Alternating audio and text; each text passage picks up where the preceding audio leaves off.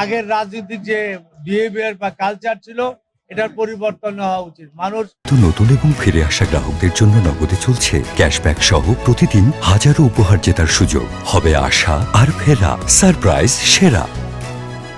আমি পরম ক্রমে আল্লাহর কাছে শুকরিয়া জানাই এবং কৃতজ্ঞতা জানাই আমার দলের ভারপ্রাপ্ত চেয়ারম্যান জনাব তারেক রহমান সহ স্থায়ী কমিটির সদস্যবৃন্দদের যারা আমাকে নমিনেশন দিয়েছে।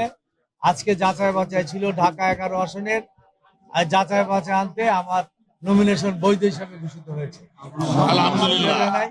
ইনশাল্লাহ আপনাদের যারা মিডিয়ার ভাইয়েরা আছেন, ভোটাররা আছেন, আমার নির্বাচনী এলাকায় আপনাদের সকলের সহযোগিতা কামনা করি।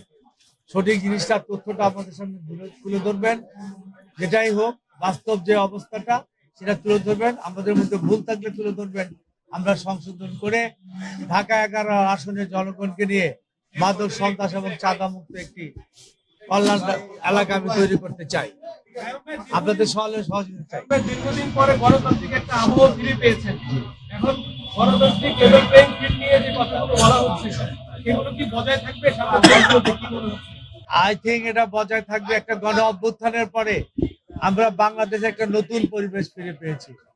আমি বিশ্বাস করি যে একটা কল্যাণ রাষ্ট্র প্রতিষ্ঠা করার জন্য আগের রাজনীতির যে বিহেভিয়ার বা কালচার ছিল এটার পরিবর্তন হওয়া উচিত। মানুষ দীর্ঘদিন পর আজকে ভোটের অধিকার ফিরে পেয়েছে।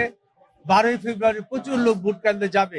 আমরা এলাকায় কাজ করছি, ইনশাআল্লাহ একটা সৌহার্দ্যপূর্ণ পরিবেশেই ঢাকা 11 অন্তর্গত আমি বলতে পারি আমরা নির্বাচনটা করবো ইনশাআল্লাহ, সকলকে মিলে।